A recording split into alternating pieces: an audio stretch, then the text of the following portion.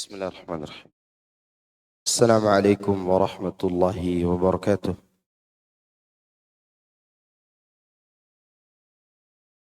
إن الحمد لله نحمده ونستعينه ونستغفره ونعوذ بالله من شرور أنفسنا وسيئات أعمالنا. من يهده الله فلا مضل له ومن يضلل فلا هادي له. وأشهد أن لا إله إلا الله وحده لا شريك له وأشهد أن محمدا عبده ورسوله صلى الله عليه وعلى آله وأصحابه أجمعين وسلم تسليما كثيرا. أما بعد. Jemaah sekalian, azani Allahu iyakum. Alhamdulillah, kita bersyukur kepada Allah Subhanahu wa taala yang dengan nikmatnya kita bisa hadir di tempat ini dalam rangka mengkaji beberapa ayat Al-Qur'an yang biasa kita kaji sebagaimana yang Allah perintahkan, afala yatadabbaruna al-Qur'an. Tidakkah mereka mau mentadaburi ayat-ayat Al-Qur'an? Am ala qulubin aqfaluha, ataukah hati mereka yang terkunci mati?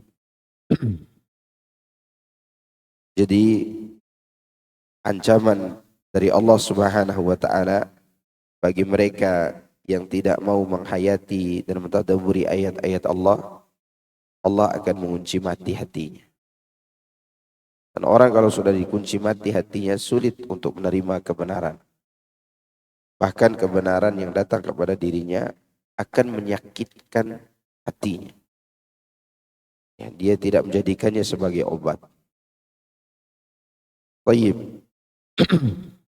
Pada hari ini kita akan memulai pembahasan surah An-Najm. Surah An-Najm.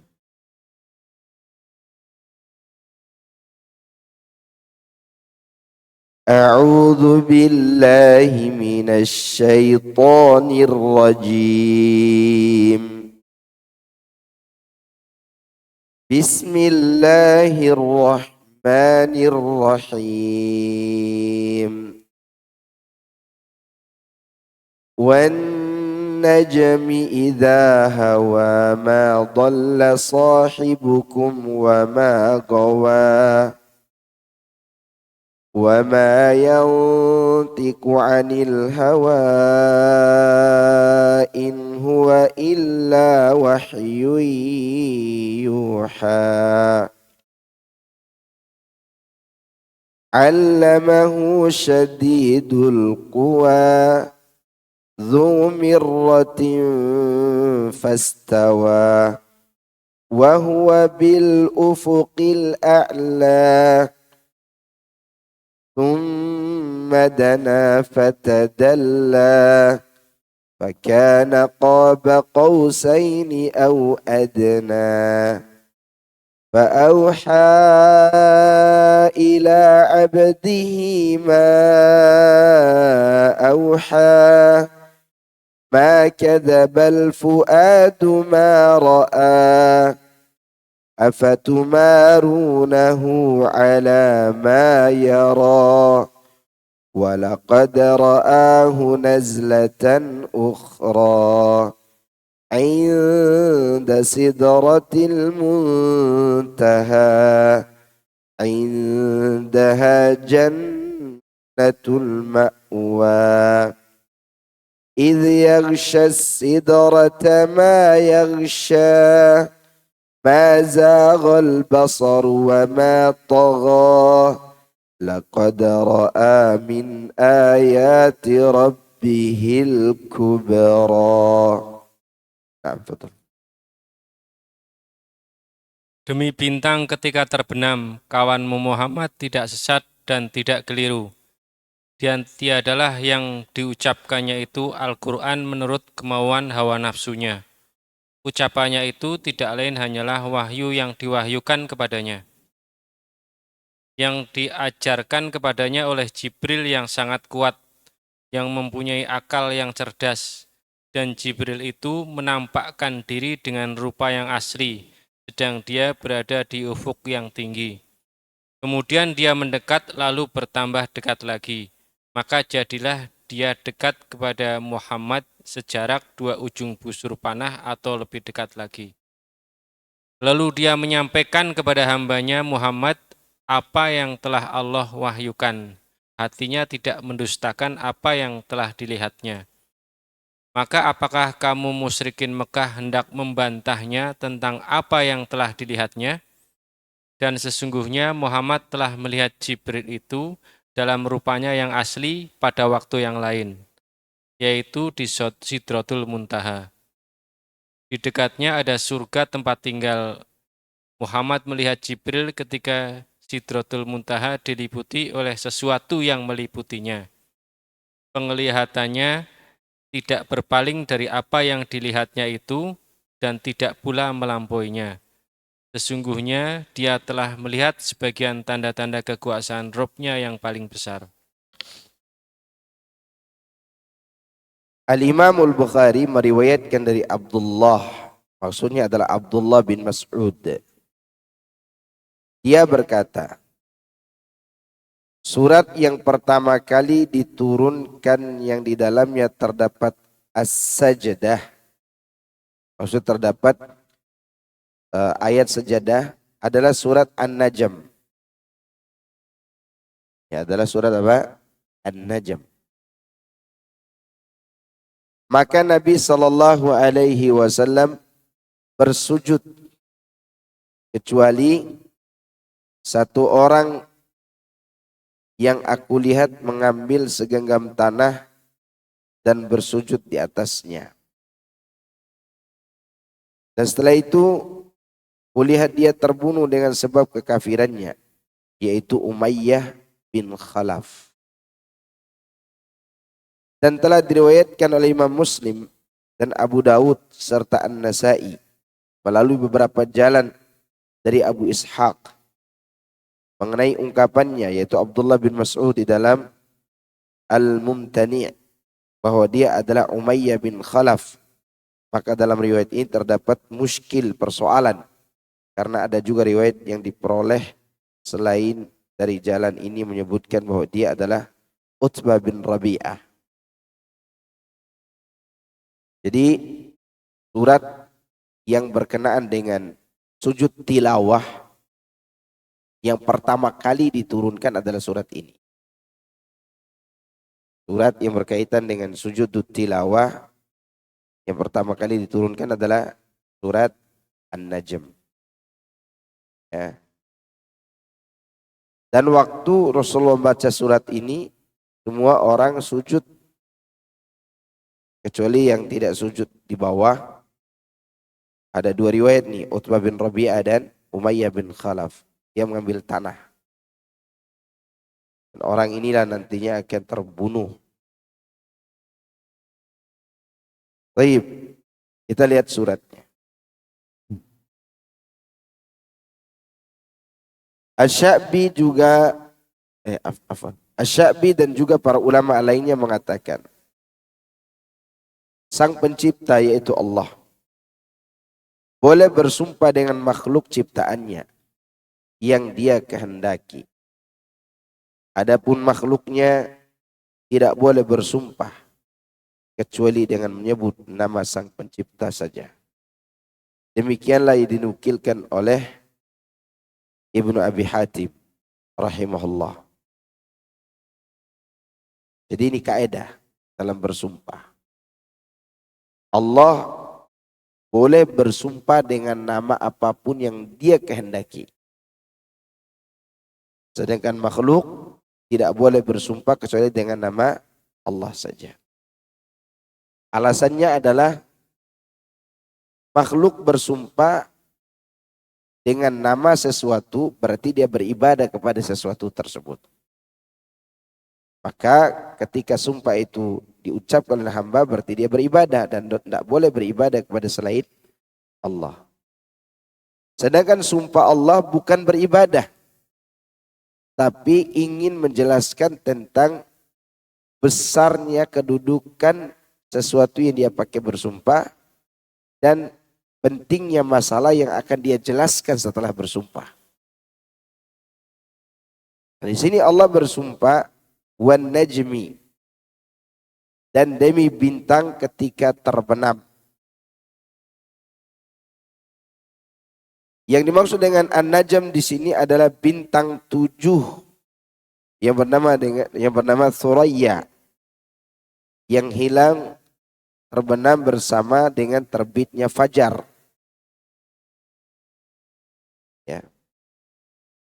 Demikian yang diriwayatkan dari Ibnu Abbas dan Sufyanus Tsauri. Bintang tersebut namanya Thuraya. Ada yang menamakan dengan bintang kejora, ada yang menamakan bintang 7. Ya.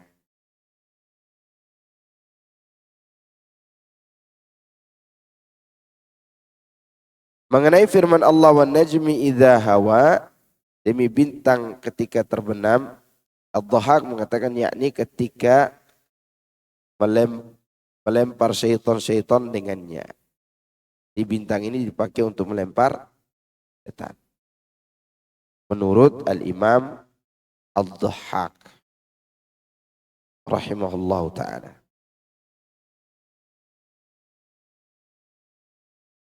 Jawab dari sumpah tersebut, ma dhalla sahibukum wa ma gawa. Jadi Allah bersumpah ingin menjelaskan sesuatu. Sesuatu yang ingin dijelaskan itu adalah ma dhalla sahibukum wa ma gawa. Sahabat kalian, maksud Nabi Muhammad SAW, tidak sesat dan tidak pula keliru. Ya. Ada yang menarik di sini. Saya mau lihat dulu.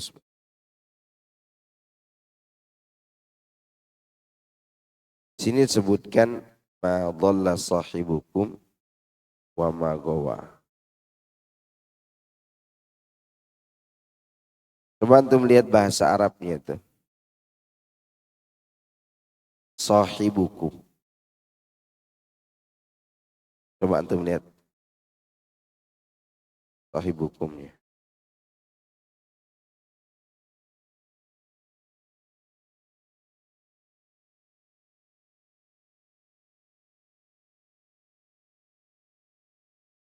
Di situ disebutkan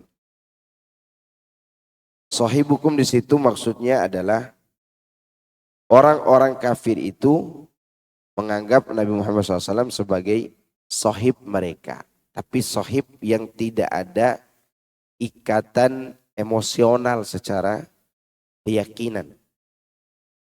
Kalau sahibukum untuk para sahabat, itu sahibnya ada ikatan emosional. Biasanya dalam cetakan Madinah, bukan cetakan Indonesia begini, ada dibedakan tulisan sahibukum penisbatkan kepada orang kafir dan sahibukum penisbatan kepada yang ada ikatan emosionalnya.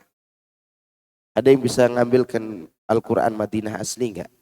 Kan ini yang cetakan iya.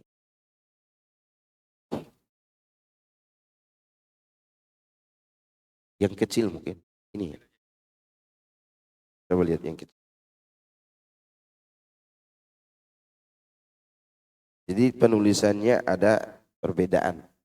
Coba lihat surah Abbas saya.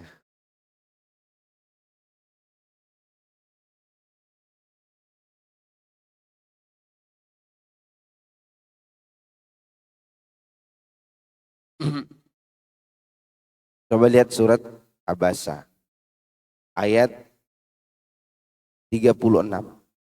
Tapi Qurannya Quran cetakan Saudi, Madinah. Ketika persahabatan itu hanya diikatkan sezaman saja, tidak ada ikatan emosional. Biasanya penulisannya dengan menggunakan alif berdiri. So, gitu. So, panjang kan? Kalau persahabatan itu ada ikatan emosional, entah itu suami istri, entah itu karena akidah, itu biasanya alif panjang itu diganti dengan baris yang kecil yang berdiri. Fathah yang berdiri kecil. Iya. Coba antum lihat kembali itu. di cetakan Madinah. Itu perbedaan antara sahib yang sejaman tapi dia bermusuhan. Tulisannya sahib. Coba lihat wa ma sahibukum bimajnun juga di surat yang surat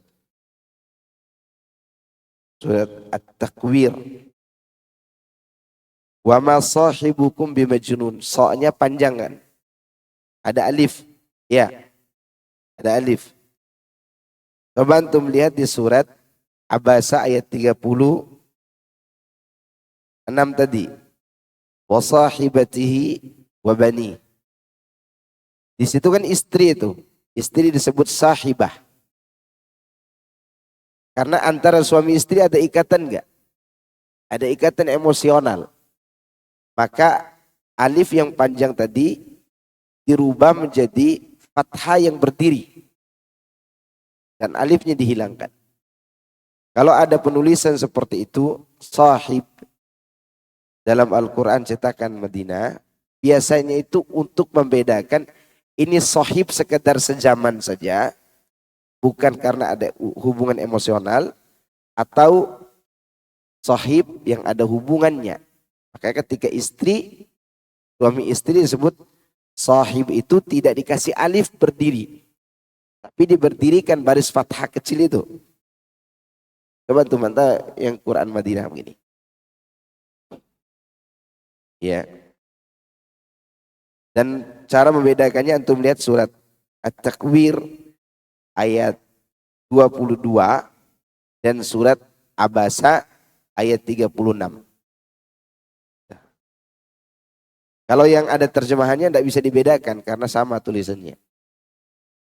Iya, karena terjemahan ini cetakan Indonesia. Kalau terjemahan Indonesia tidak bisa membedakan hal itu.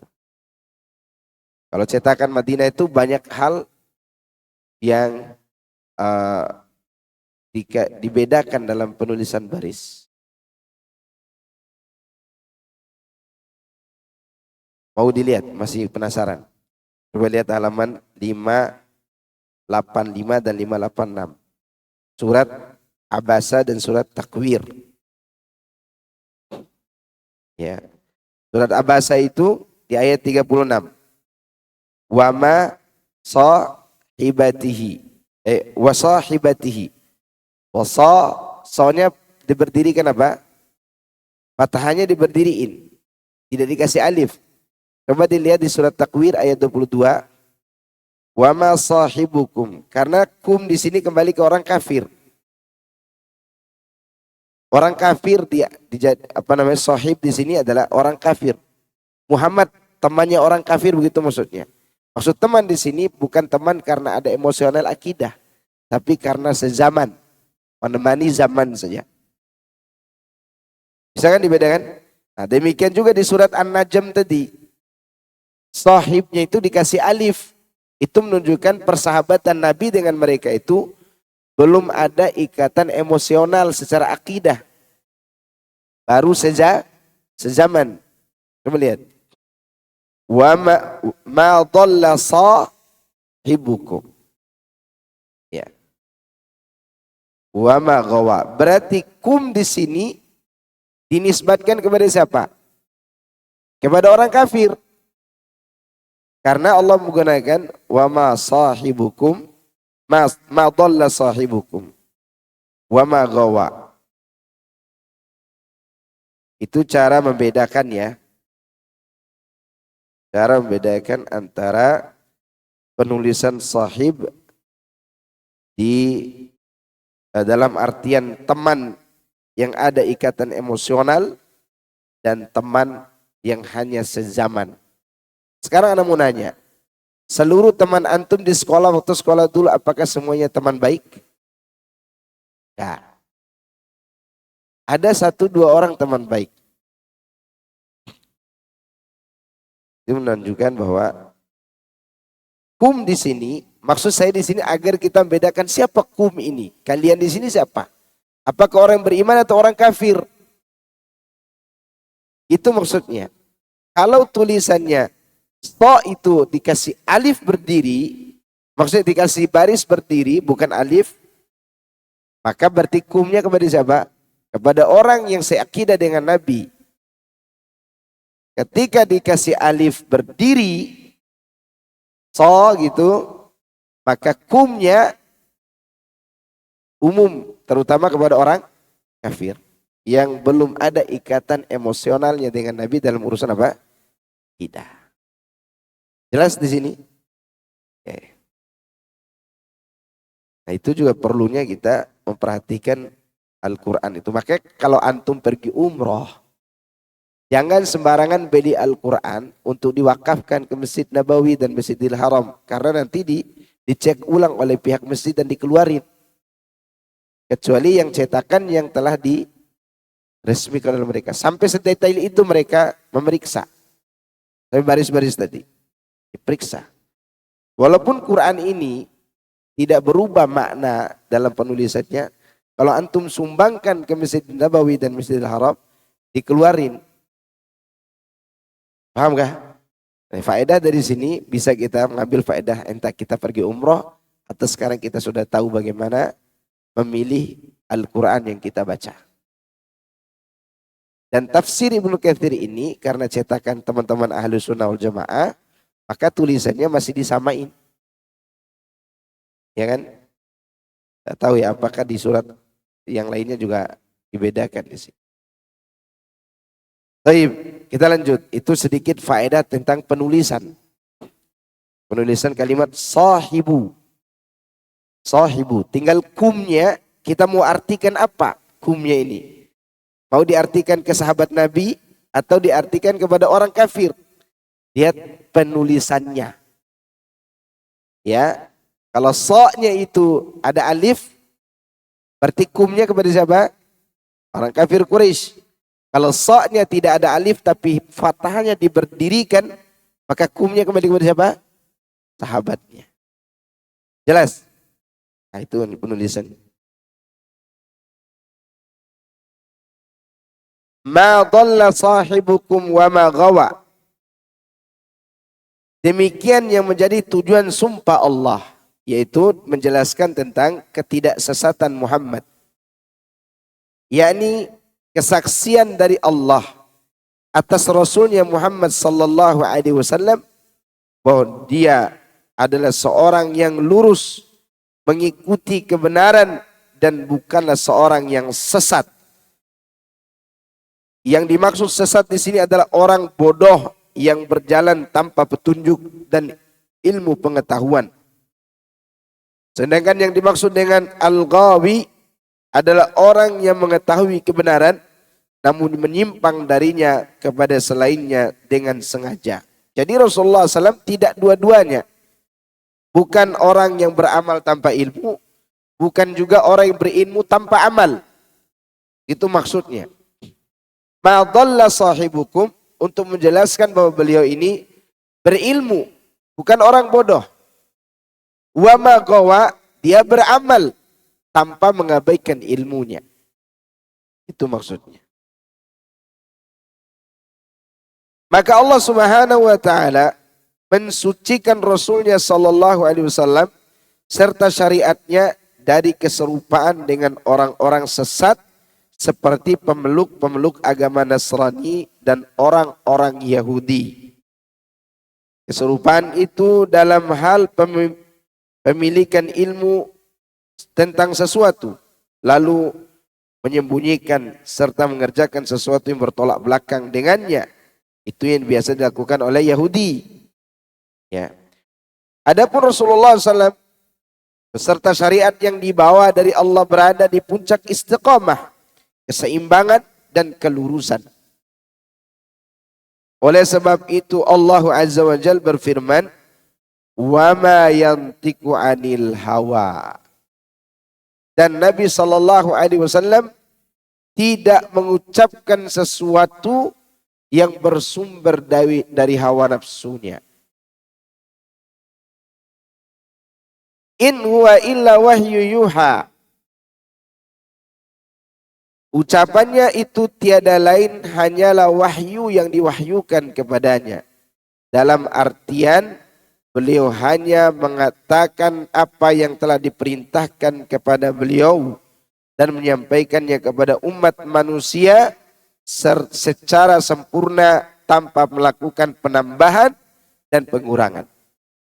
Nabi SAW, walaupun beliau tahu sesuatu ini tidak bagus untuk dilakukan, tapi kalau belum ada perintah untuk melarangnya, beliau tidak larang. Lihat Nabi SAW. Semua orang mengaku mabok itu pasti buruk. Ya enggak?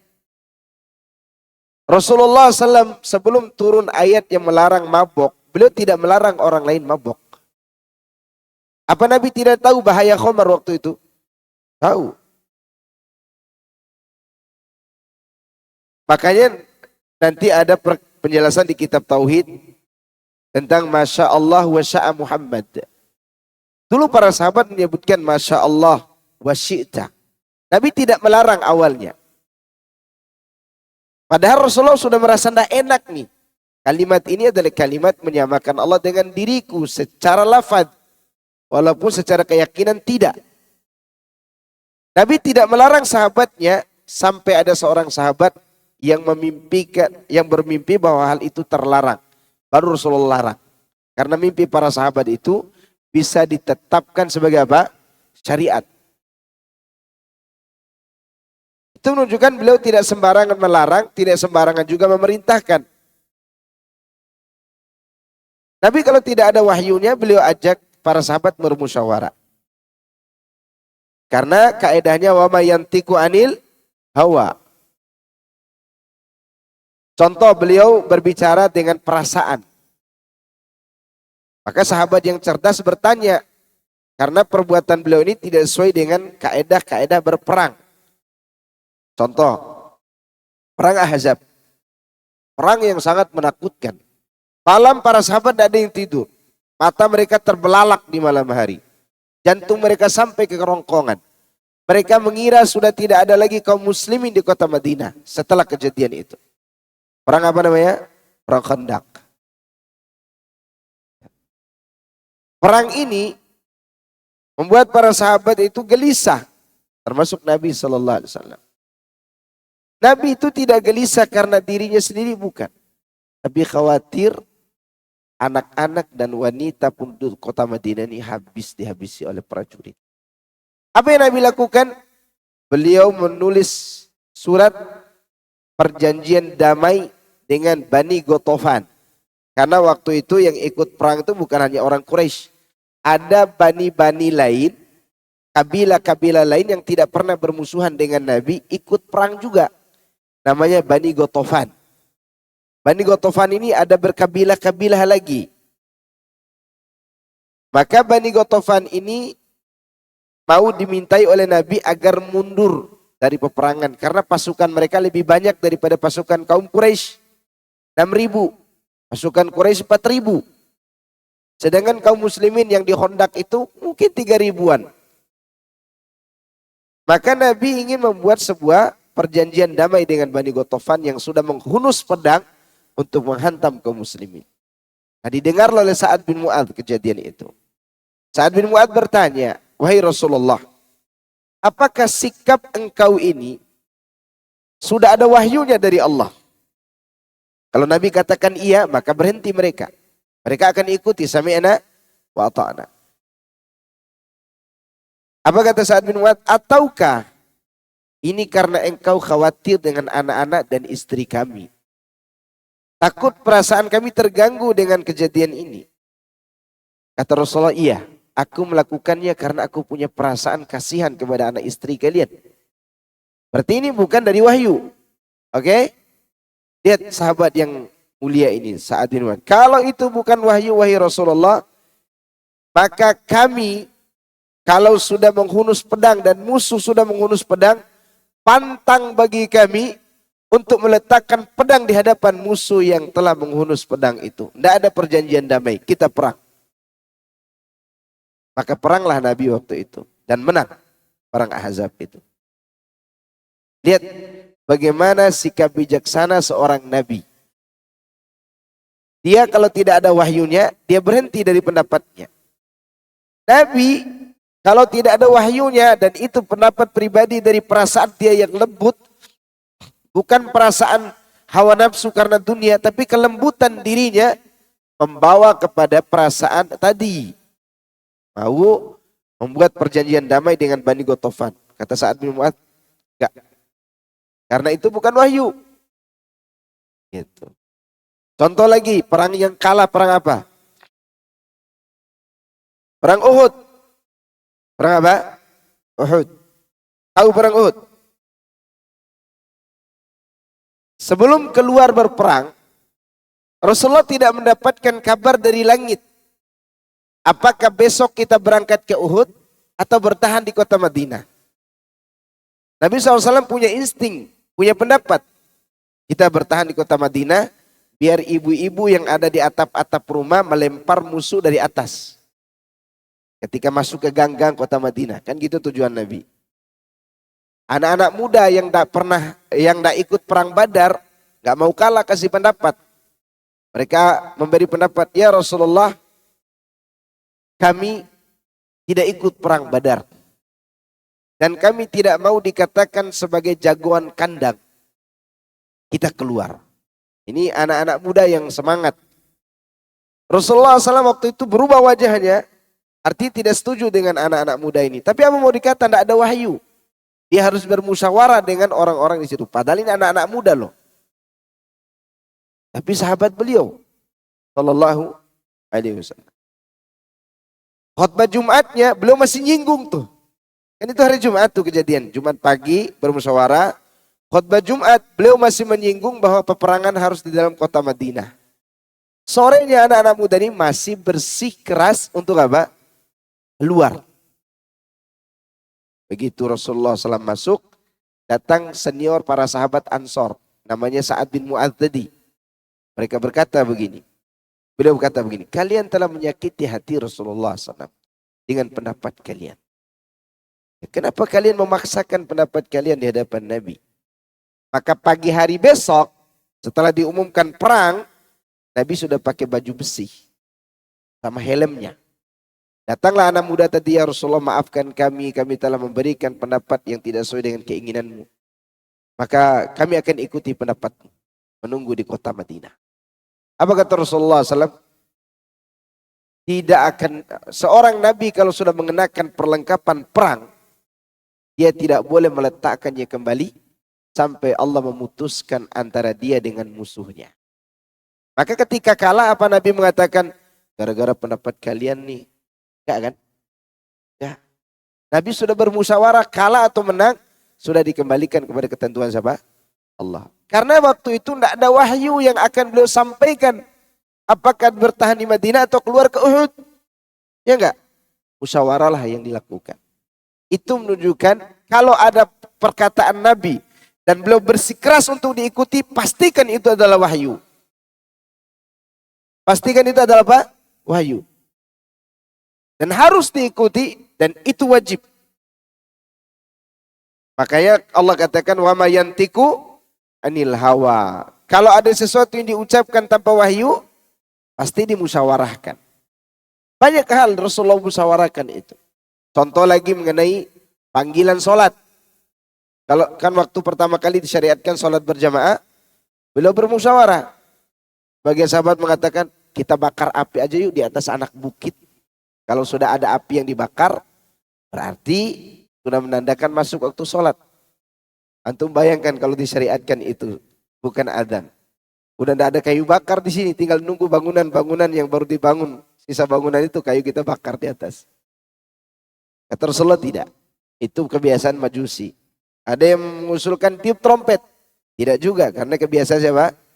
Yahudi. Kalau begitu bikin lonceng. Kata Rasulullah tidak, itu kebiasaan Nasrani. Lalu ada sahabat mengatakan, aku bermimpi ya Rasulullah. Cara panggil sholat itu begini. Allahu Akbar, Allahu Akbar. Ya, disyariatkanlah adzan itu. Nah, ini dia. Karena apa yang ditetapkan oleh beliau itu disetujui oleh Allah. Begitu cara Nabi SAW berbicara dan bermusyawarah. Tidak memaksakan pendapatnya untuk diikuti. Karena Allah telah katakan, wa ma yantiqu anil hawa. Imam Ahmad meriwayatkan dari Abdullah bin Umar radhiyallahu anhuma. Dia berkata, aku senantiasa menulis setiap apa yang aku dengar dari Rasulullah sallallahu alaihi wasallam dengan maksud menjaganya dan menghafalnya. Lalu dilarang oleh kaum Quraisy. Mereka berkata, sesungguhnya kamu menulis segala sesuatu yang kamu dengar dari Rasulullah sallallahu alaihi wasallam. Padahal dia hanya manusia biasa yang mungkin saja berbicara dalam keadaan marah. Hingga aku pun berhenti menulis. Selanjutnya aku ceritakan hal tersebut kepada beliau SAW. Kata Nabi, uktub. Fawalladhi nafsi biyadih ma kharaja minni illa haqq. Illa al-haqq. Tulislah. Demi Rabb yang jiwaku berada di tangannya. Tidak ada yang keluar dariku melainkan kebenaran. Waktu itu Abdullah bin Umar ragu untuk menulis semua yang diucapkan Nabi. Karena ada syubhat dari Quraisy. Bayangkan sahabat ini kena syubhat juga. Udah berhenti kan. Itu menunjukkan syubhat itu lebih kuat daripada apa? Ilmu. Ketika kita tidak tahu ilmu untuk membantahnya. Maka kata Nabi, dia berikan kaedah, uktub, tulis. Demi Allah, ma kharaja minni illa al-haq. Tidaklah keluar dariku kecuali kebenaran. Karena beliau selalu menyampaikan wahyu. Disebutkan oleh Al-Hafidh Abu Bakar Al-Bazzar rahimahullah. Beliau menukil dari Abu Hurairah radhiyallahu anhu. Dari Rasulullah sallallahu alaihi wasallam. Ma akhbartukum annahu min indillah fahuwa alladhi la syakka fihi. Apa yang telah kukabarkan kepada kalian bahwasannya ia berasal dari sisi Allah, maka itulah yang tidak ada keraguan lagi padanya. Kalau kita amalkan ucapan Nabi SAW, biasanya tenang hidup. Tapi jangan ragu ketika kita mengamalkannya. Apa aja yang kita tahu? Apa aja yang kita ketahui? Yakini insya Allah dia akan menenangkan hidup kita. Kemudian dia mengumumkakan, kami tidak meriwayatkan kecuali dengan sanad ini. Maksudnya sanad hadis tadi. Di dalam riwayat Imam Ahmad dari Abu Hurairah juga Rasulullah SAW bersabda, la aqulu illa haqqan. Aku tidak berkata kecuali kebenaran. Itu kaedahnya. Sebagian sahabat beliau mengatakan, sungguhnya engkau bergurau dengan kami. Rasulullah SAW mengatakan lagi, inni la aqulu illa haqqan. Aku tidak berkata kecuali kebenaran. Beliau bersendau guru, bercanda saja. Lagi bercanda, itu candaannya kebenaran. Contoh beliau bercanda tentang seorang wanita tua. Rasulullah sebenarnya bercanda, tapi wanita ini tidak ngerti. Ini beliau lagi bercanda. Wanita tua ini datang kepada Nabi. Namanya tua kan. Dia selalu mendengar di surga itu wanitanya cantik-cantik. Muda-mudi. Lalu dia tanya, apakah ada orang tua seperti saya di surga? Kata Rasulullah SAW, enggak ada. Bayangkan ibu-ibu yang sudah lesung semua pipinya. Kata wanita ini pergi, nangis. Rasulullah tidak bicara bohong tadi. Memang tidak ada wanita tua di surga. Lalu wanita itu bertemu dengan seorang sahabat dan bertanya, kenapa engkau menangis? Dia pun menceritakan pertanyaannya kepada Nabi dan jawaban Nabi itu. Lalu sahabat tadi datang, ya Rasulullah, wanita itu menangis. Karena engkau katakan tidak ada wanita tua seperti dia di surga. Iya, kalau dia masuk surga tidak tua lagi maksudnya. Artinya sudah tidak ada wanita tua di dalam surga. Waktu itu barulah wanita itu tersenyum. Jadi Rasulullah bercanda juga dengan apa? Kebenaran. Beliau bercanda dengan para sahabat, dengan istrinya, ya. Dia bercanda. Tapi percandaannya saja adalah kebenaran.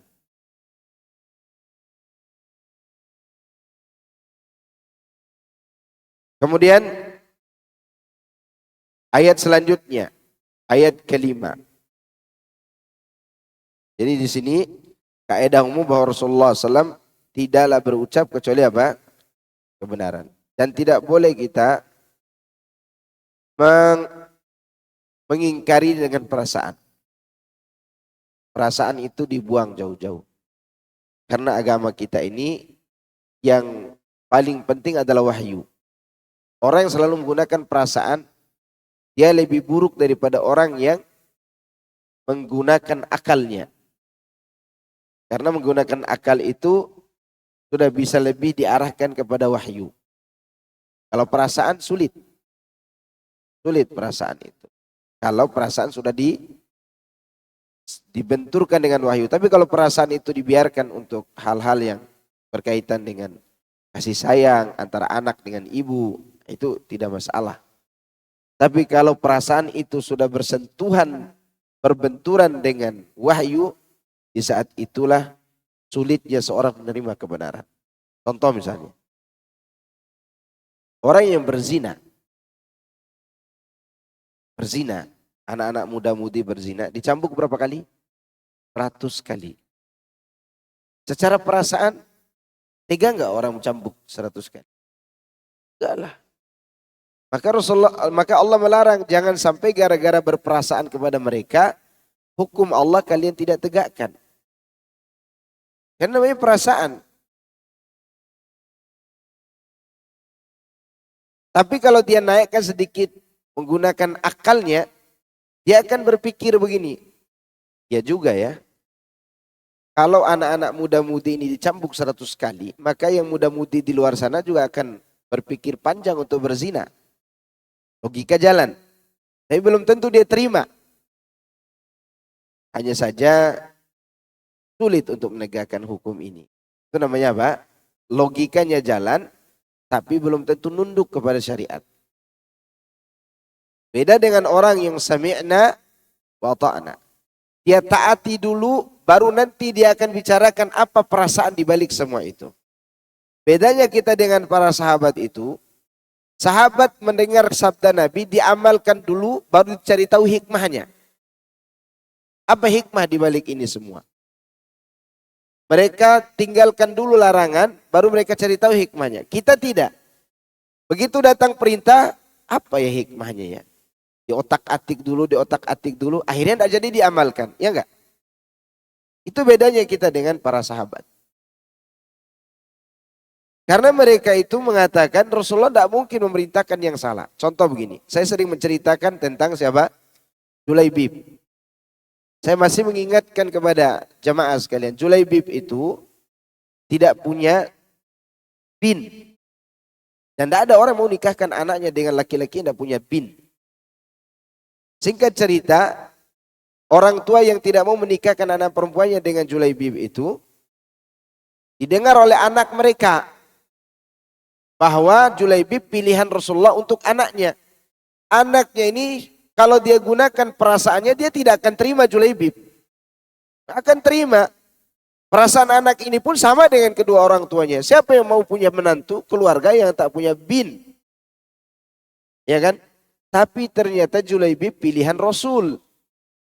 Dan itu keluar dari mulut Rasulullah SAW. Apa kata wanita ini?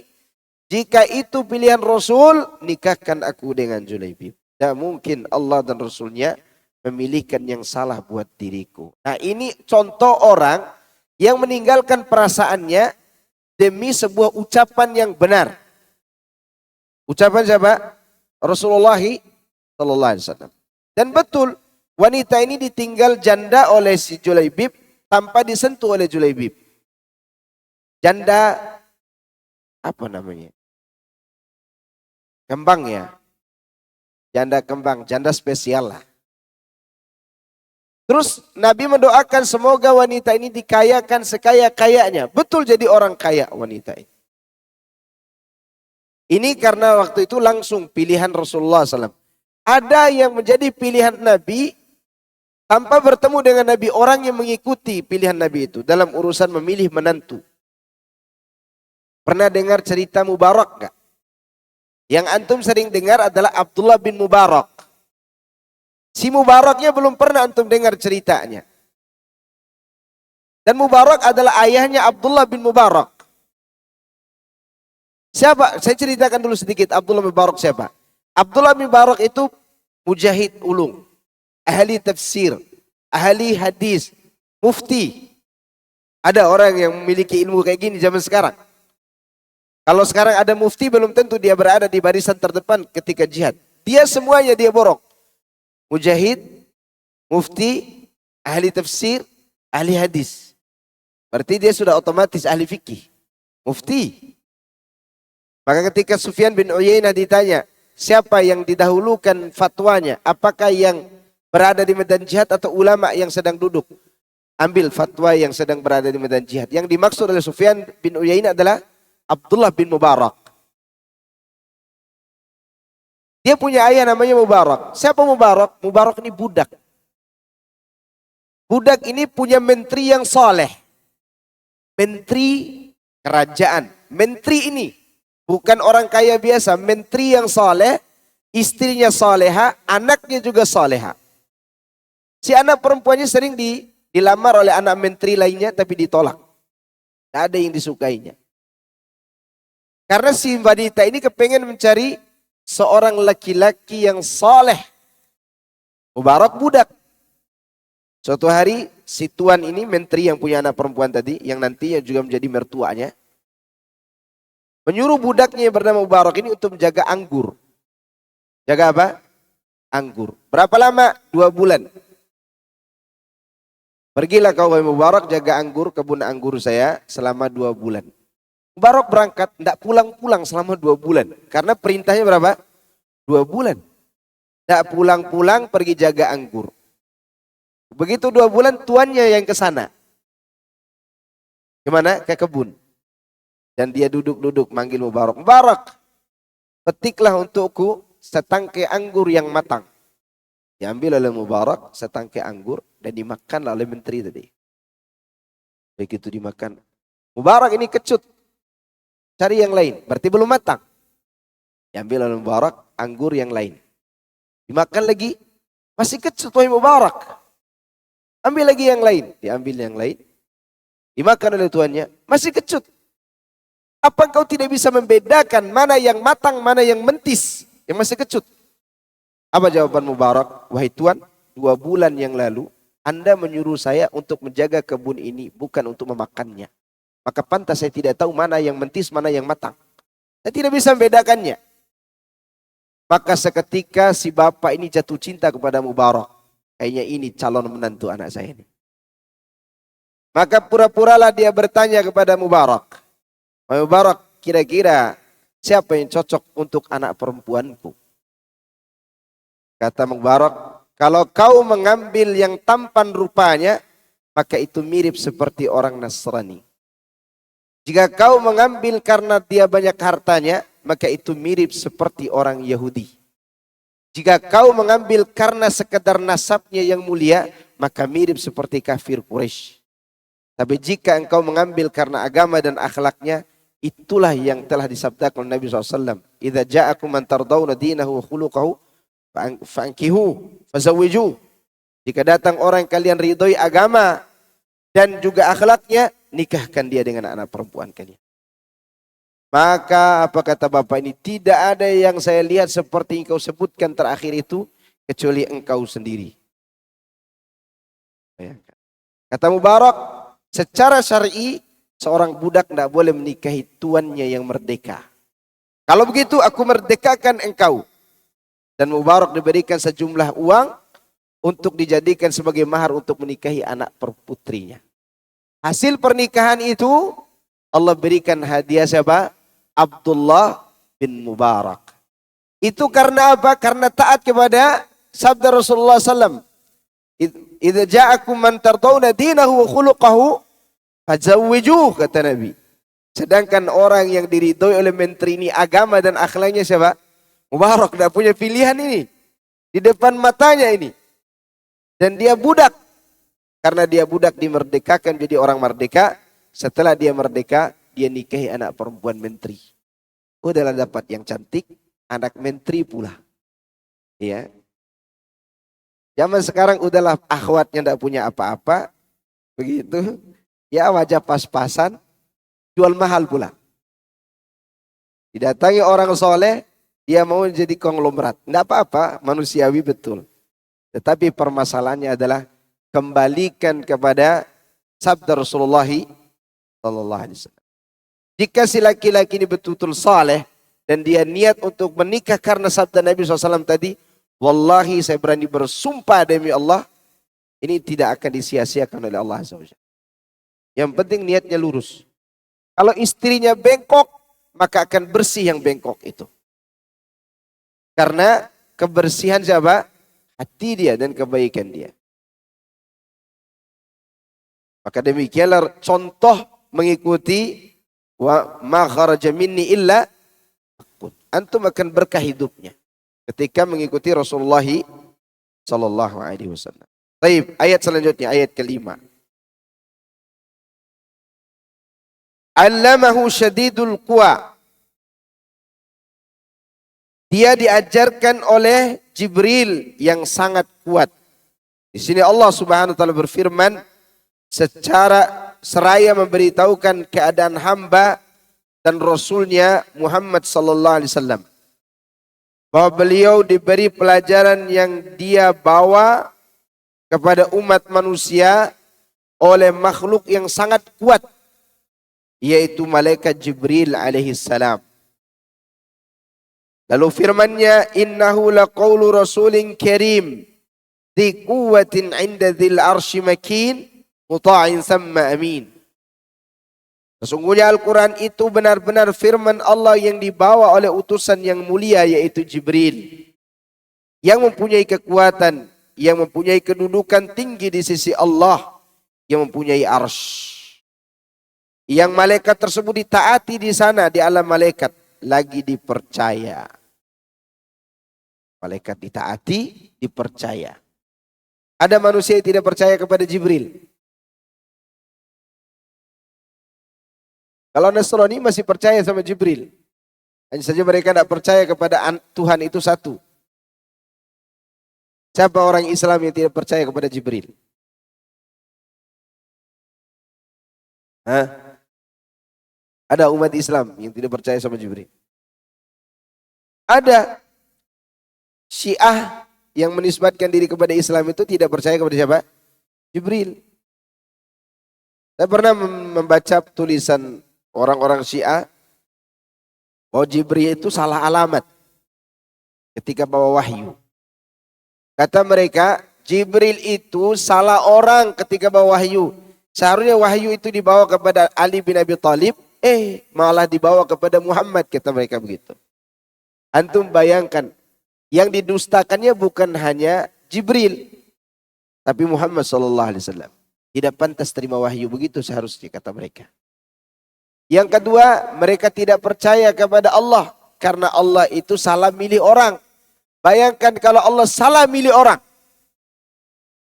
Jadi apa agama ini? Salah milih malaikat lagi. Tidak mungkin. Berarti Allah tidak tahu dong. Maka inilah kebusukan hati siapa? Orang-orang Syiah kepada malaikat Jibril alaihissalam. Sedangkan di sini Allah katakan muta'in samma amin. Dia ditaati dalam malaikat dan dia itu beramanah. Dan di sini Allah berfirman dzu mirratin, yang memiliki akal yang cerdas, yakni mempunyai kekuatan. Demikianlah yang dikatakan oleh Mujahid, Hasan al-Basri dan juga Ibnu Zaid bin Aslam.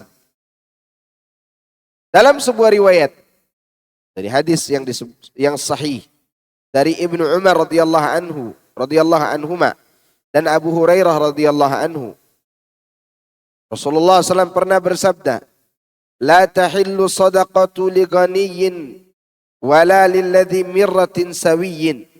Hadis ini menjelaskan tentang arti mirrah. Mirrah itu artinya apa? Orang kaya, orang yang mempunyai kekuatan normal. Tidak diperbolehkan memberi sedekah kepada orang kaya dan kepada orang yang mempunyai kekuatan normal. Bahwa kekuatan normal di sini adalah dia mampu bekerja. Tidak boleh dia meminta-minta, harus bekerja. Jadi di sini ingin menjelaskan mirrah itu artinya apa? Artinya kekuatan. Fastawa, dan dia menampakkan diri dengan rupa yang asli. Yakni Jibril. Berapa sayapnya Jibril? 600 sayap. Kalau dia berdiri di ufuk timur, maka ufuk langit itu akan tertutup oleh sayapnya. Maka Jibril itu mempunyai kekuatan. Kendati pun demikian jamaah sekalian, a'azakumullah. Kalau Allah tidak izinkan, Rasulullah SAW tidak pernah meminta bantuan Jibril untuk berperang. Jibril kalau dihempaskan sayapnya sekali, mati nggak orang kafir? Mati. Orang zaman sekarang mau demo aja pakai khodam. Harus khodam dari kalangan jin dan dia katakan itu ilmu putih. Mana lebih putih daripada Jibril? Kalau Allah tidak izinkan dia ikut berperang, dia tidak boleh ikut. Dan Nabi tidak pernah minta bantuan kepada Jibril. Waktu perang Badar itu Nabi tidak minta bantuan kepada Jibril, tapi dia minta kepada Allah. Dan Allah izinkan malaikat-malaikat ikut berperang. Kemudian di zaman ini orang-orang karena takut dengan musuh banyak yang belajar ilmu putih. Baik itu ilmu putih yang dibaca dari ayat Al-Quran, zikir yang diperbanyak oleh mereka, kemudian dijadikan ilmu kebal. Dari mana semua itu? Itulah dari nafsu. Dari apa? Nafsu. Nabi SAW lihat bagaimana Allah katakan, fastawa, dia punya kekuatan Jibril itu. Dia memiliki sayap yang begitu banyak. 600 sayap. Dihempaskannya sekali mati semua orang kafir. Tapi Allah biarkan hamba ini mengalami cerita hidup sesuai dengan naluri dan fitrah manusiawi. Mengalami ujian, mengalami kenikmatan. Sehingga apa? Sehingga mendapatkan derajat di surga. Kalau kita ini mengandalkan malaikat-malaikat terus di dalam berjuang ini, sudahlah kita makan minum aja di rumah. Tinggal nunggu mati fulan, mati fulan, mati fulan. Iya kan? Tapi begitulah Allah Subhanahu wa taala menguji hambanya yang mulia sallallahu alaihi wasallam. Wa huwa bil ufuqil a'la. Sedang dia berada di ufuk yang tinggi, yakni Jibril bertempat di ufuk yang tinggi.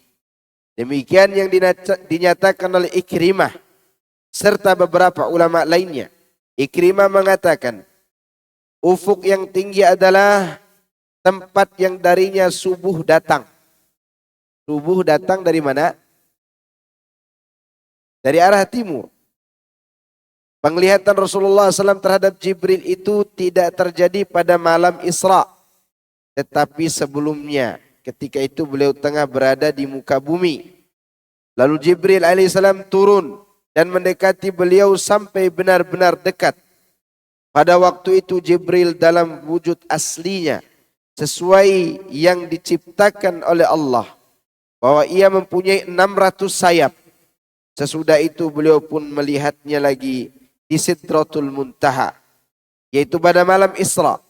Penglihatan tersebut tak lain adalah pemandangan pertama pada awal-awal masa pengutusan setelah beliau didatangi Jibril alaihissalam pada kali pertama.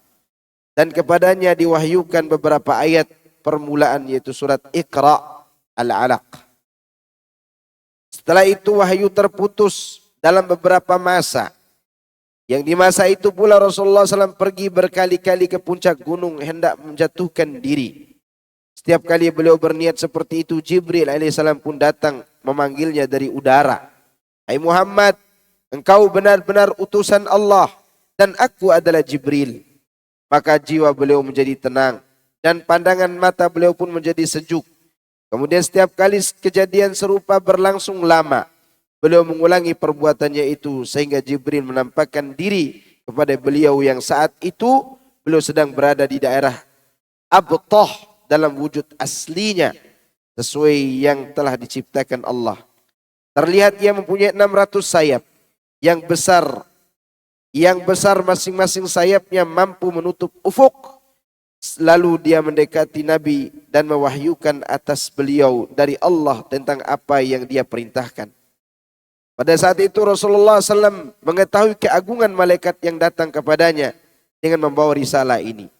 Juga beliau tahu akan kebesaran kekuasaan serta ketinggian derajatnya di sisi Sang Pencipta yang mengutusnya kepada beliau sendiri.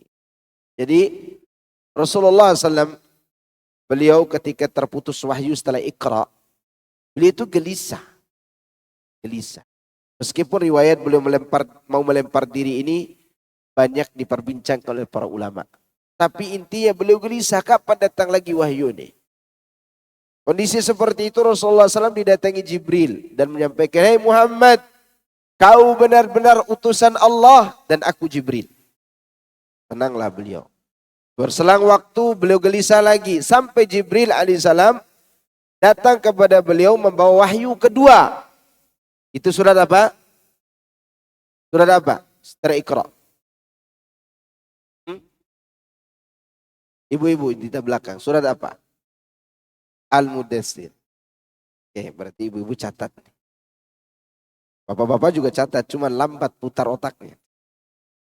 Seperti kan bapak-bapak begitu, otaknya besar seperti mobil Fuso, diputarnya lambat tuh. Nah, ibu-ibu seperti motor Beat, begitu mau belok aja. Iya kan? Ya enggak? Maka kekurangan dan kelebihan itu menjadi apa? Menjadi kesempurnaan sebenarnya. Nah, ini menunjukkan bahwa Jibril alaihissalam datang membawa wahyu kedua ketika Rasulullah berada di mana? Di rumahnya sedang berbaring ketakutan. Maka turunlah malaikat Jibril dengan mengatakan, "Ya ayyuhal mudaththir." Resmilah beliau diangkat sebagai Rasul pada saat itu. Waktu surat Iqra belum jadi Rasul. Baru diangkat sebagai Nabi. Ya. Imam Ahmad menukilkan dari Abdullah bahwa dia pernah berkata, Abdullah di sini siapa? Abdullah bin Mas'ud. Ya. Rasulullah SAW pernah melihat Jibril dalam wujud aslinya yang ia mempunyai 600 sayap yang setiap sayapnya menutupi ufuk. Dari sayapnya itu berguguran batu permata, mutiara dan batu mulia yang Allah benar-benar mengetahuinya. Jadi kalau Jibril datang setiap hari ke rumah kita, ya, dan tidak usah pergi kerja. Bikin rumah sakit sendiri di rumah gitu kan. Kalau sakit ada dokternya. Jadi saking mulianya Jibril itu luar biasa. Dan ini menandakan bahwa Nabi SAW betul-betul ingin menjadi hamba dan utusan Allah. Kalau beliau mau, dia tinggal minta kepada Jibril, Jibril gerakan sayapmu sedikit biar jatuh emas dan perak, intan dan permata. Ya enggak? Tapi Nabi tidak melakukan itu. Bayangkan, sallallahu alaihi wasallam. Demikian hadis yang diriwayatkan sendiri oleh Imam Ahmad. Ibnu Asakir juga meriwayatkan dalam biografi Utbah bin Abi Lahab melalui jalur Muhammad dari Hanad bin Aswad, dia berkata, Abu Lahab dan putranya yaitu Utbah pernah bersiap-siap berangkat ke Syam. Maka aku pun bersiap-siap berangkat bersama keduanya. Lalu putranya yaitu Utbah berkata, demi Allah, aku pasti akan pergi menemui Muhammad dan menyakitinya berkenaan dengan Rabb-Nya Azza wa Jal. Lalu dia pun berangkat sehingga menemui Rasulullah SAW dan berkata, hei Muhammad, Dia mengingkari malaikat yang mendekat serta yang bertambah dekat yaitu Jibril. Maka jadilah Jibril dekat kepada Muhammad SAW sejarak 2 ujung busur panah atau lebih dekat lagi. Maka Rasulullah SAW berucap, "Ya Allah, kuasakan atasnya seekor anjing dari anjing-anjingmu." Maksudnya doa keburukan buat Utbah bin Abi Lahab. Jadi Utbah ini pernah mengganggu Nabi SAW. Karena gangguannya begitu keras. Dan ini mantan menantu loh. Bukan mantan sebenarnya, menantu itu tidak ada mantan. Dia menceraikan anak perempuan Nabi SAW karena pengaruh ayahnya. Dan dia sakiti Nabi secara fisik dan secara verbal. Anaknya dijandakan, orangnya disakiti oleh Utbah. Dan Utbah sendiri adalah sepupu Nabi. Karena Abu Lahab, saudara pamannya beliau dari ayahnya. Saudara kandungnya Abdullah. Maka Rasulullah berdoa, "Ya Allah, kuasakanlah kepadanya anjing dari anjing-anjing ciptaanmu." Kemudian orang ini berpaling yaitu Utbah. Dan kembali kepada ayahnya yaitu Abu Lahab. Lalu ayahnya bertanya, "Wahai anakku, apa yang telah engkau katakan kepadanya?" Lalu dia pun menceritakan apa yang terjadi. Maka ayahnya bertanya, "Apa yang telah diucapkan dari lisannya?" Anaknya berkata, dia mengucapkan, "Ya Allah, kuasakan atasnya seekor anjing dari anjing-anjingmu." Lantas sang ayah berkata, "Wahai putraku, demi Allah, aku tidak dapat menahan doanya atas dirimu." Berarti Abu Lahab yakin gak doa ini dikabulkan? Yakin. Dan anaknya juga ikut yakin sebenarnya. Tapi apa mau dikata? Nafsu, egois, sombong, zalim, itu menghalangi mereka dari hidayah. Kemudian kami terus berjalan sampai kami singgah di satu tempat. Ini cerita sahabat yang lain tentang Utbah bin Abi Lahab. Sampai kami singgah di satu tempat. Lalu kami singgah di tempat ibadah seorang rahib, yaitu pendeta dari kalangan Nasrani. Maka rahib itu berkata, "Wahai sekalian bangsa Arab, dimanapun tempat kalian singgah, maka akan berkeliaranlah di dalamnya singa, sebagaimana berkeliarannya kambing." Tiba-tiba ada singa, bayangkan. Abu Lahab berkata kepada kami, "Sesungguhnya kalian telah mengetahui usiaku yang sudah lanjut. Dan sungguhnya orang ini Muhammad SAW telah mendoakan keburukan kepada putraku. Demi Allah, aku tidak dapat mencegah doanya atas putraku itu. Oleh karena itu, kumpulkan bekal makanan kalian di tempat ini, serta hamparkan hamparan untuk putraku di atasnya. Kemudian hamparkanlah hamparan sekitar makanan tersebut."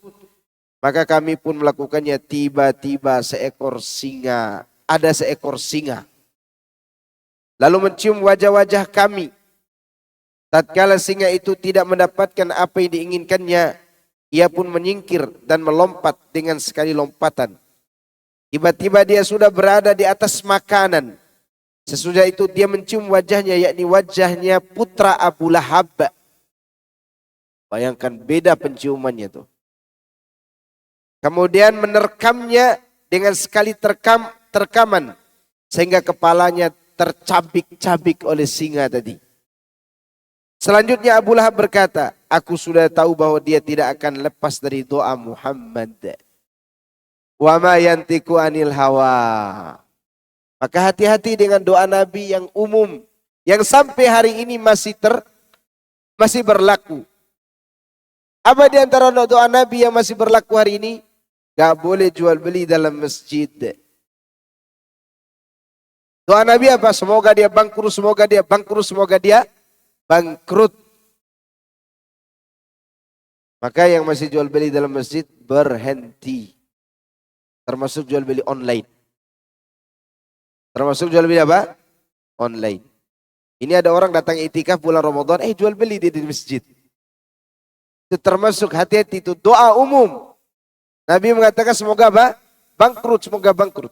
Termasuk membaca Quran di samping orang sholat sunnah, Nabi mendoakan semoga diburukkan mulutnya. Karena mengganggu orang sholat. Maka ahlu bid'ah yang selesai sholat mengucapkan zikir besar-besar itu mengganggu orang lain enggak? Ganggu.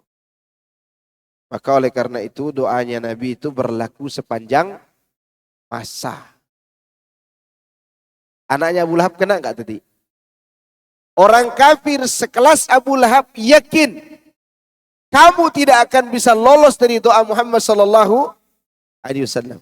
Itu sekafir Abu Lahab. Maka kenapa kita tidak yakin dengan doa Nabi? Nabi pernah berdoa buat para muadzin. Allahumma gfir lil muadzinin. Ya Allah ampunilah untuk orang-orang yang azan. Maka para muadzin ini harus dimuliakan. Karena mereka dapat doa apa? Ampunan dari Nabi. Kemudian buat para imam masjid. Allahumma arham li'a'immatina. Dan rahmatilah para imam-imam masjid kami. Tapi tidak semuanya harus jadi imam. Ini bacaannya masih berantakan mau jadi imam. Tentu imam di sini imam terpilih karena bagus bacaan dan tahunya dia tentang hukum. Ini orang-orang menjadi imam sholat kita, menjadi muadzin kita, ini orang-orang yang harus dimuliakan. Siapapun dia. Kadang marbot itu menjadi pilihan terakhir dalam pekerjaan. Dia bukan pekerjaan dunia. Dia pekerjaan apa? Akhirat. Ya. Maka saya sangat menganjurkan orang kaya yang punya suara bagus jadi muadzin. Kenapa? Tidak perlu lagi dia terima gaji dunia. Dia tinggal terima gaji apa? Adzannya. Agar dia tetap fokus dengan ampunan yang dimintakan Nabi SAW. Lihat, ini doa orang mukmin, doa seorang Rasul. Diyakini oleh orang yang paling kafir yang bernama siapa? Abu Lahab. Dia mengatakan, aku tidak sanggup menjaga anakku dari doa Muhammad. Karena waktu itu Utbah ini mengejek-ngejek Nabi. Masa Jibril dekat dengan ente? Seakan-akan dia ngejek begitu. Dan Nabi diganggu-gangguin sama dia. Baik secara fisik maupun secara verbal. Kenalah doa itu. Maka ayahnya pun ikut meyakini doa tersebut.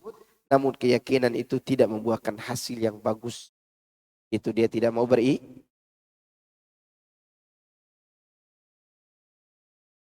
Firman Allah, "Fakana qaba qausaini aw adna."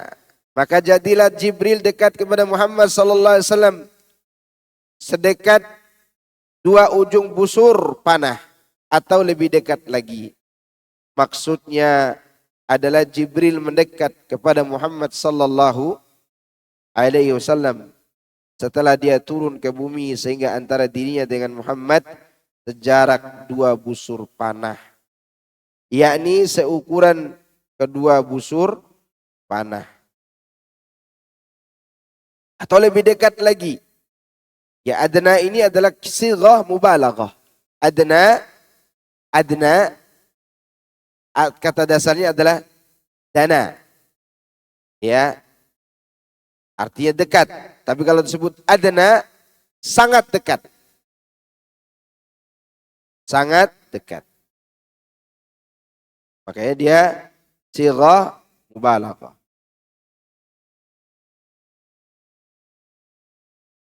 Telah dijelaskan sebelumnya bahwa sighah bentuk kalimat tersebut digunakan dengan tujuan untuk menetapkan objek yang diberitakan. Pun menafikan yang lebih daripada itu. Artinya kalimat ini menunjukkan bahwa Jibril itu sangat dekat. Sebagian orang mengingkarinya. Karena hati mereka telah membatu sebenarnya. Tidak mau menerima apa? Kebenaran.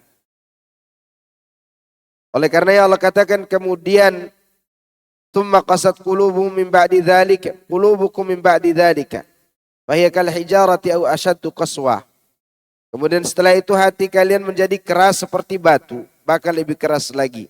Maksudnya adalah tidaklah hati itu lebih lunak daripada batu, bahkan ia seperti batu atau lebih keras dari batu.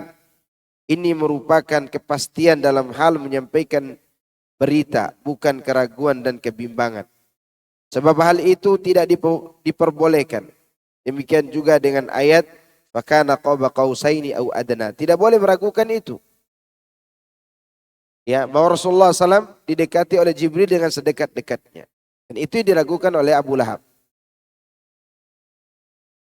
Apa yang kami katakan ini bahwa yang mendekat sehingga jarak antara diri dengan Muhammad hanyalah 2 anak panah atau lebih dekat lagi adalah Jibril. Dia adalah siapa? Jibril. Seperti itu pula yang menjadi pendapat Ummul Mukminin Aisyah, Ibnu Mas'ud, Abu Dzar serta Abu Hurairah radhiyallahu taala anhu. Lalu setelah itulah Allah berfirman fa'auha ila abdihi ma auha. Adapun penjelasan sebelum itu semua menjurus pada satu pendapat. Oh, ini maksud yang dekat di sini adalah siapa? Jibril alaihissalam. Nah. Kemudian fa'auha ila abdihi ma auha. Kemudian Jibril mewahyukan kepada Rasulullah SAW apa yang Allah wahyukan kepadanya.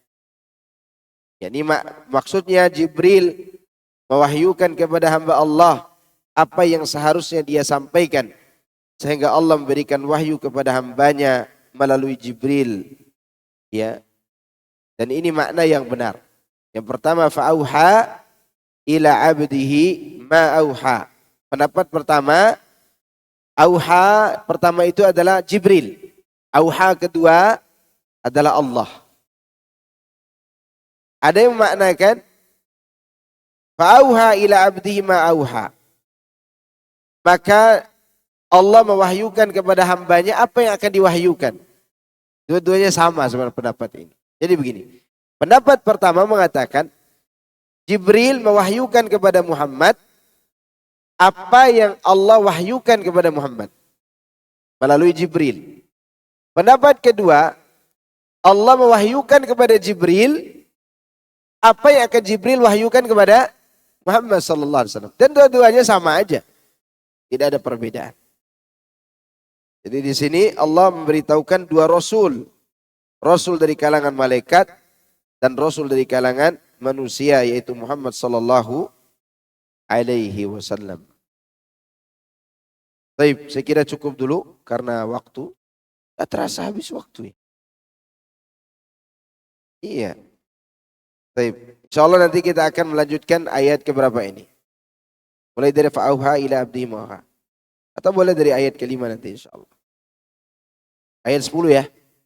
Mulai dari ayat 10. Fadhal, ada pertanyaan silakan. Mungkin di Facebook, media sosial juga mau tanya silakan.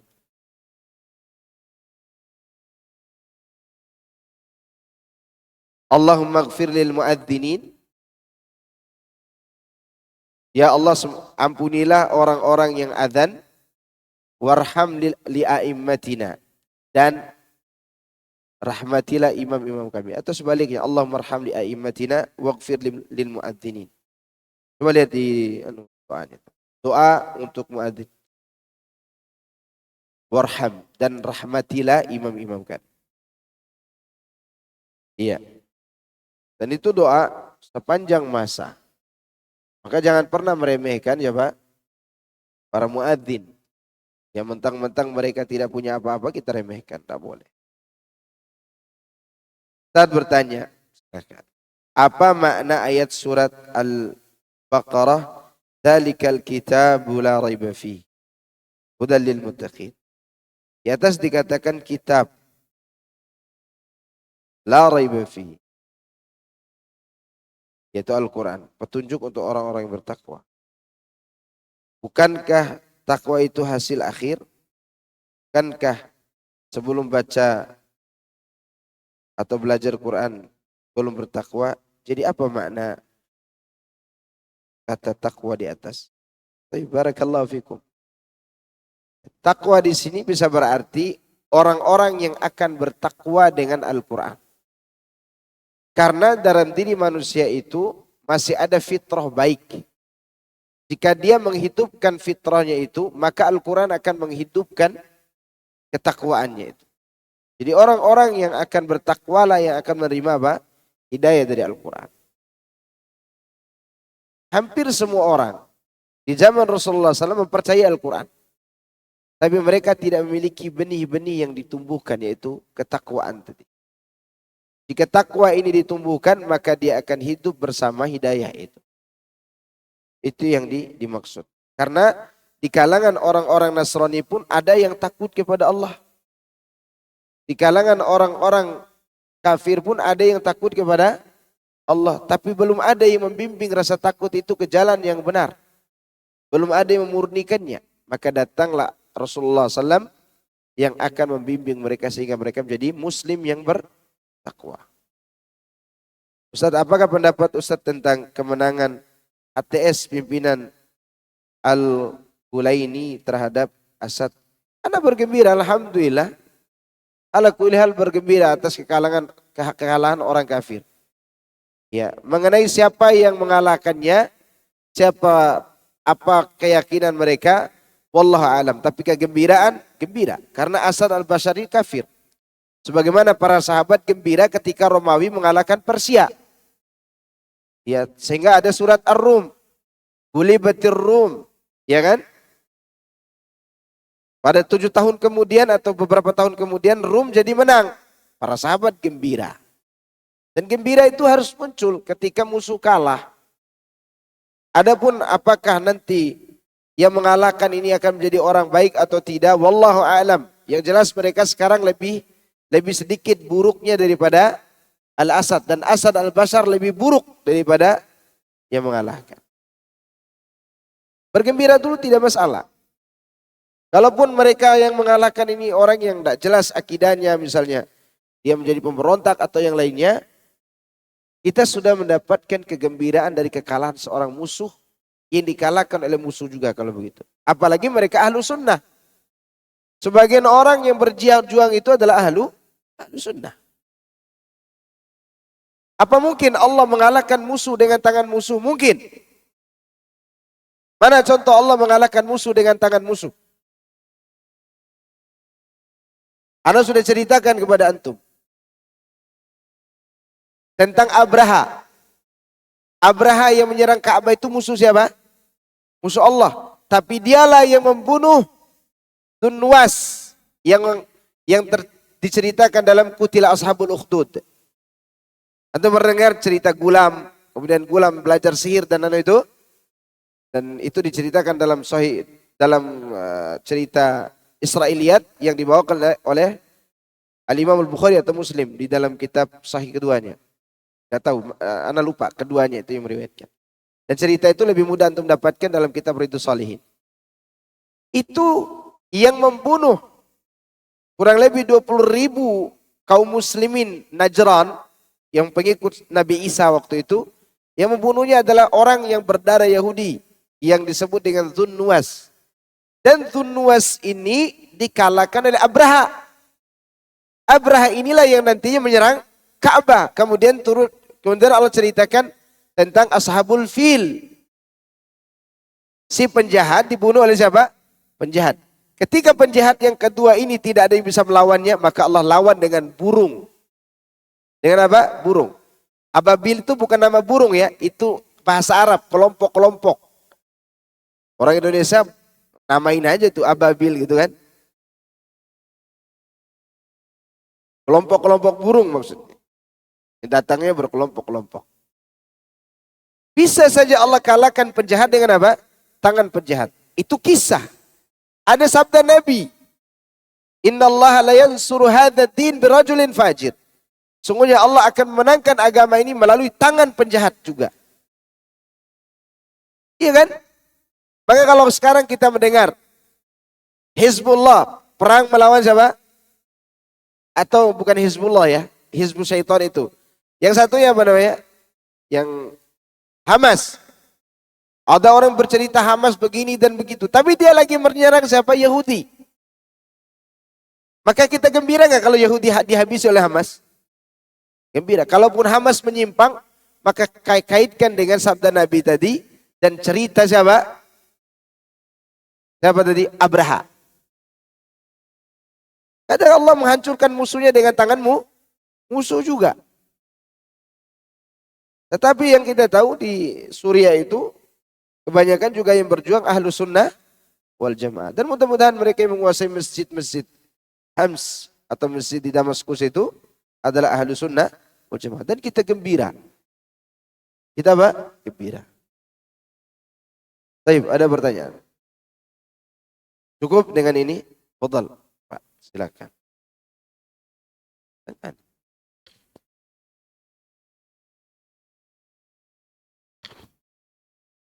izin bertanya Ustadz.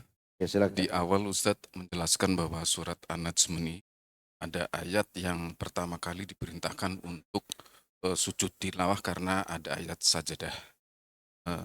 Yang ingin saya tanyakan, bagaimana kaifiatnya Ustadz ketika seseorang membaca Al-Quran ketika duduk, bagaimana kaifiahnya? Langsung sujud membaca takbir atau dengan mengangkat?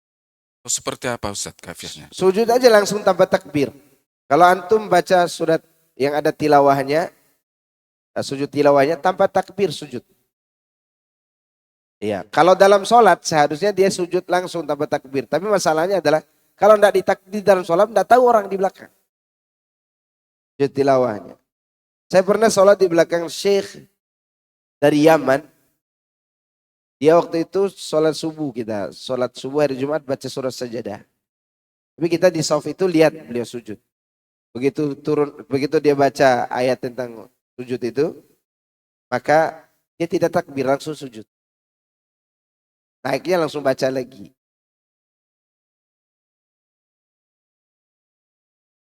Apa? Sujud tilawah, hukum sunnah. Sujud tilawah, hukum sunnah, tidak wajib. Kalaupun tidak dilakukan, tidak apa-apa. Kaifiahnya sujud aja langsung tanpa angkat tangan. Ya tanpa wudhu juga tidak apa-apa. Misalnya antum lagi menghafal nih. Antum tiba-tiba lewati ayat sajadah dan antum ingin sujud, sujud aja langsung. Dan orang yang mendengar di sekitar antum ikut sujud. Disunahkan ikut sujud. Kecuali mereka tidak dengar. Jadi mereka tidak dengar. Tidak ada, ya bacanya ada bacaannya. Sajada wajhi lilladzi khalaqahu wa syaqqa sam'ahu wa basarahu bihaulihi wa quwwatihi wa tabarakallahu ahsanul khaliqin. Nanti dilihat di kitab doa dan wirid Ustaz Yazid ada kok di situ. Sujud tilawah itu. Ada insyaallah. Gak perlu. Harus itu aja. Karena itu kan ibadah mahdhah dan sudah ditetapkan sebagai ibadah yang baku. Gak boleh tambahan bacaan lain kecuali ada izin dari syariat. Ya, kecuali ada izin dari syariat. Kalau tidak ada izin dari syariat, tidak boleh. Ya. Apa yang menjadi ibadah mahdhah dan sudah baku cara baca yang dari Nabi, tidak boleh ada tambahan. Ya, kalau ada tambah. Kecuali diizinkan. Misalnya diizinkan doa di waktu sujud dalam sholat, silakan doa. Nah, ada yang lain cukup ya? Satu lagi. Maaf Ustaz. Ketika perang Uhud Ustaz, Ya. Rasulullah SAW kalau tidak salah dikisahkan berpesan kepada para sahabat pemanahnya agar tetap di atas posisinya Ustaz. Dalam keadaan apapun sebelum ada perintah lebih lanjut. Apakah ini sebuah wahyu yang kemudian ada yang melanggar? Ya, itu wahyu itu. Wahyu dari Allah. Karena waktu itu Rasulullah tidak ngajak musyawarah. Beliau mengatakan harga mati. Menang kalah tetap di atas. Beda kalau beliau tidak mengatakan demikian. Ya. Dan para sahabat sudah bisa menebak. Oh ini udah wahyu ini. Tidak bisa dilanggar. Maka waktu itu Rasulullah katakan apa? Menang kalah. Beda halnya kalian punya pilihan nih. Nanti kalau menang boleh turun apa enggak. Itu berarti itu musyawarah. Harus dihasilkan dari apa? Musyawarah. Tapi itu beliau wahyukan. Semua kata-kata beliau yang tidak ada komentarnya, berarti itu adalah wahyu. Jelas? Cukup ya? Subhanakallahumma wa bihamdika. Asyhadu an la ilaha illa anta astaghfiruka wa atubu ilaik. Assalamualaikum warahmatullahi wabarakatuh.